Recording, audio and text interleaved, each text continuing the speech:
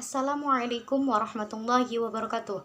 Perkenalkan, nama saya Siti Khairil Umma, NIM 1908107077. Di sini saya akan menjelaskan proses runtuhnya Khilafah Islamiyah dan faktor-faktor yang menyebabkan keruntuhan dan kemunduran Khilafah Islamiyah.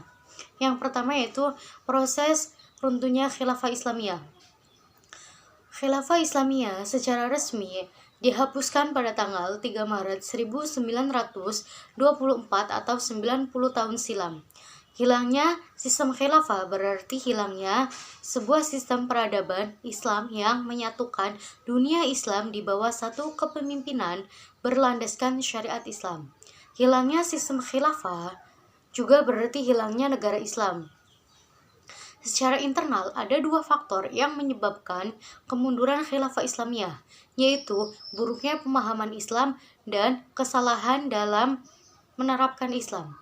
Pada masa ini, misalnya, terjadi banyak sekali penyimpangan dalam pengangkatan khilafah yang justru tak tersentuh oleh undang-undang. Di sisi lain, karena lemahnya pemahaman terhadap Islam, para penguasa ketika itu mulai membuka diri terhadap demokrasi yang didukung oleh fatwa-fatwa Syekh Islam yang penuh kontroversi. Bahkan dengan dibentuknya Dewan Tanzimat pada tahun 1939 Masehi, tasyakufah Barat di dunia Islam semakin kokoh, termasuk setelah disusunnya beberapa undang-undang seperti Undang-Undang Acara Pidana, Undang-Undang Dagang yang bernuansa sekular.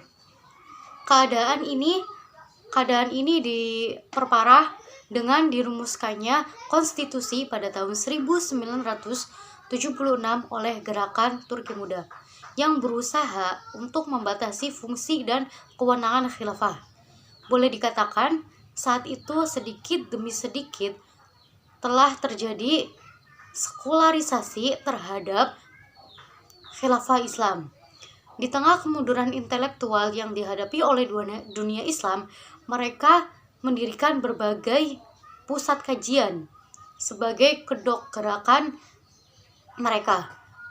Pusat-pusat kajian ini kebanyakan milik Inggris, Perancis, dan Amerika.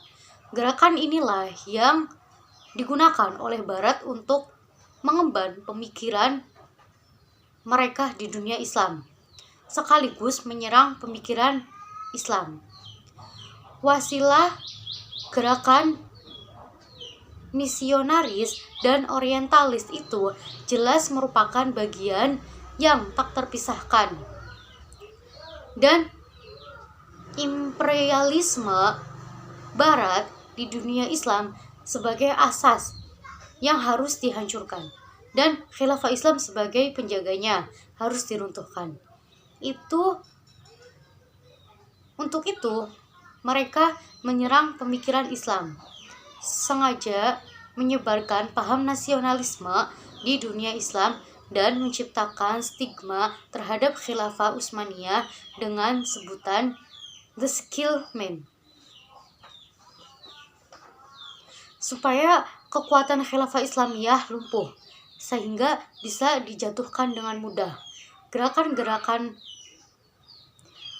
secara intensif mereka terus memprovokasi gerakan-gerakan patriotisme dan nasionalisme di dunia Islam agar memisahkan diri dari kesatuan khilafah Islamiyah.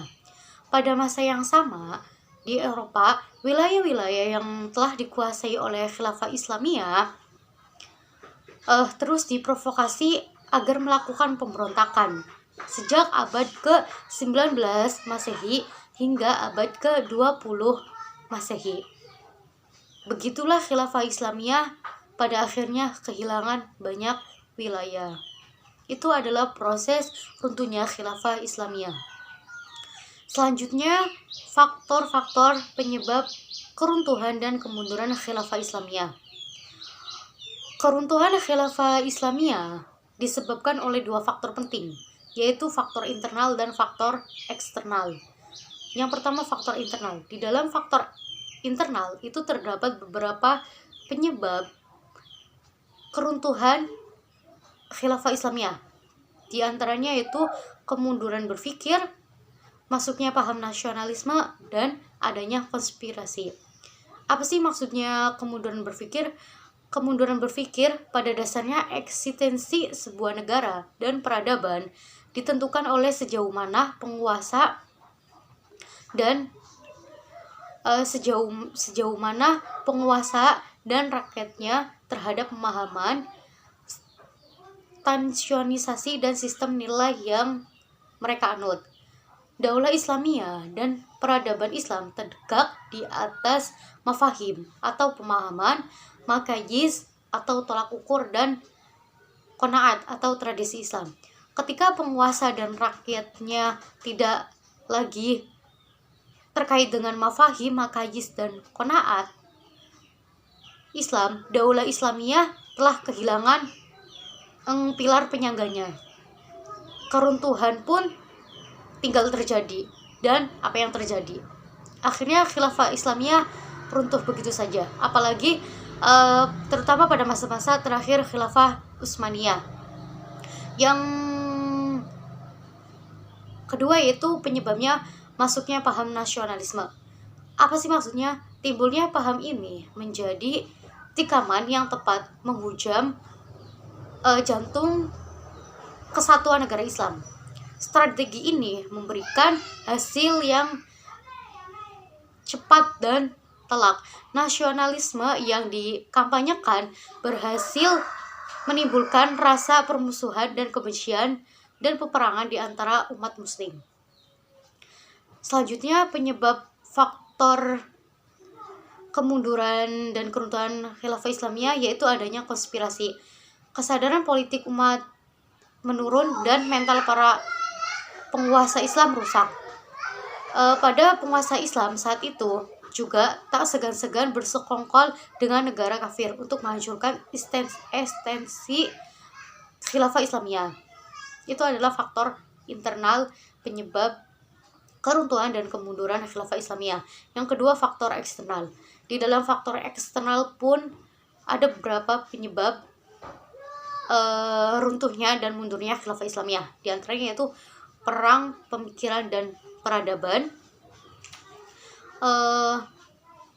melenyapkan khilafah Islamiyah, dan melancarkan serangan militer. Apa sih maksud dari perang pemikiran dan peradaban? Langkah pertama yang dilakukan oleh orang-orang kafir untuk menghancurkan khilafah Islamiyah adalah memisahkan kaum muslimin dengan Islam dan menanamkan ikatan baru di tengah-tengah mereka, yakni ikatan-ikatan tersebut seperti ashabiyah, semacam nasionalisme, mazhabisme, sukulisme, patriotisme, dan lain sebagainya. Yang kedua, penyebab faktor eksternal dari kemunduran dan keruntuhan khilafah Islamiyah adalah melenyapnya khilafah Islam, melenyapkan khilafah Islamiyah. Barat sangat memahami bahwa persatuan adalah inti dari kekuatan umat Islam. Khilafah Islam pada masa kegemilangan telah menunjukkan posisinya sebagai superpower. Pada masa abad pertengahan, permainan politik dipusatkan di Turki dengan tujuan untuk meningkatkan pemerintah dan menghancurkan khilafah. Lambat laun, khilafah Islamiyah mulai melemah dan tidak mampu menjaga wilayah kekuasaannya yang amat luas. Akibatnya, satu demi satu wilayah kekuasaan khilafah Islamiyah jatuh ke tangan penjajah, mulai dari Asia, Afrika, Kaukasus, dan lain sebagainya. Yang ketiga, faktor penyebabnya yaitu meluncurkan serangan militer. Eropa mengerti betul bahwa perpecahan antara Arab dan Turki mengakibatkan kekuatan Islam lemah. Jika kekuatan Islam melemah, Eropa menjadi kuat. Akibat dari pertengkaran kedua bangsa tersebut, jelas kekuatan Islam menjadi sangat lemah. Ini sekaligus merupakan jalan pintas menuju kehancuran dan kemunduran dari khilafah Islamiyah. Adapun juga beberapa faktor-faktor lain yang menyebabkan kemunduran dan keruntuhan khilafah Islamiyah. Di antaranya yaitu 1. Tidak adanya ideologi pemersatuan. Yang kedua yaitu permasalahan ekonomi. Yang ketiga, sistem peralihan kekuasaannya tidak jelas. Yang keempat yaitu adanya perang salib dan serangan dari Mongolia. Yang kelima yaitu faktor ekologis. Yang keenam yaitu perdagangan Islam internasional mengalami kemunduran. Itulah semua adalah faktor-faktor yang menyebabkan keruntuhan dan kemunduran khilafah Islamiyah. Sekian dari saya, kurang lebihnya mohon maaf. Wassalamualaikum warahmatullahi wabarakatuh. Wasting my time, trying to get mine, get out the way.